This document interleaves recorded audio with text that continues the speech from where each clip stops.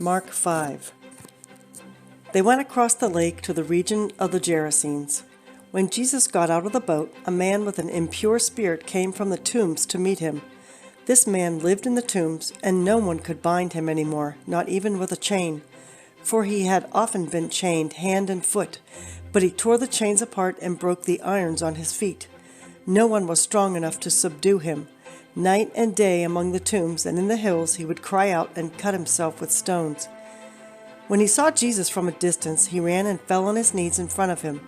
He shouted at the top of his voice, "What do you want with me, Jesus, Son of the Most High God?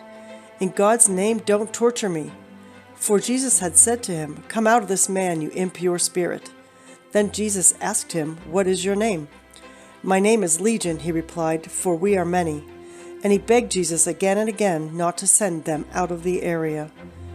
A large herd of pigs was feeding on the nearby hillside. The demons begged Jesus, "Send us among the pigs, allow us to go into them." He gave them permission, and the impure spirits came out and went into the pigs.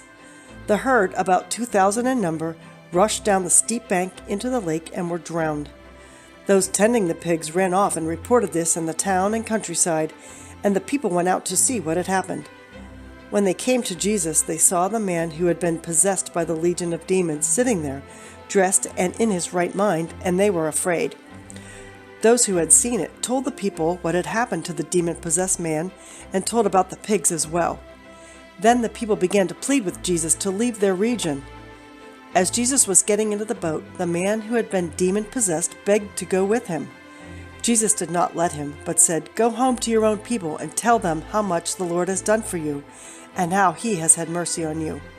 So the man went away and began to tell in the Decapolis how much Jesus had done for him, and all the people were amazed. When Jesus had again crossed over by boat to the other side of the lake, a large crowd gathered around him while he was by the lake. Then one of the synagogue rulers, named Jairus, came there. Seeing Jesus, he fell at his feet and pleaded earnestly with him, "My little daughter is dying. Please come and put your hands on her, so that she will be healed and live." So Jesus went with him. A large crowd followed and pressed around him, and a woman was there who had been subject to bleeding for 12 years. She had suffered a great deal under the care of many doctors and had spent all she had, yet instead of getting better, she grew worse. When she heard about Jesus, she came up behind him in the crowd and touched his cloak, because she thought, "If I just touch his clothes, I will be healed."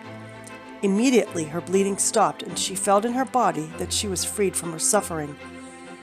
At once Jesus realized that power had gone out from him. He turned around in the crowd and asked, "Who touched my clothes?" "You see the people crowding against you," his disciples answered, "and yet you can ask, 'Who touched me?'" But Jesus kept looking around to see who had done it. Then the woman, knowing what had happened to her, came and fell at his feet, trembling with fear, told him the whole truth. He said to her, "Daughter, your faith has healed you. Go in peace and be freed from your suffering." While Jesus was still speaking, some men came from the house of Jairus, the synagogue ruler. "Your daughter is dead," they said. "Why bother the teacher anymore?" Ignoring what they said, Jesus told the synagogue ruler, "Don't be afraid, just believe." He did not let anyone follow him except Peter, James, and John, the brother of James. When they came to the home of the synagogue ruler, Jesus saw a commotion with people crying and wailing loudly. He went in and said to them, "Why all this commotion and wailing? The child is not dead, but asleep." But they laughed at him. After he put them all out, he took the child's father and mother and the disciples who were with him and went in where the child was. He took her by the hand and said to her, "Talitha cum," which means, "Little girl, I say to you, get up." Immediately the girl stood up and walked around. She was 12 years old. At this they were completely astonished. He gave strict orders not to let anyone know about this and told them to give her something to eat.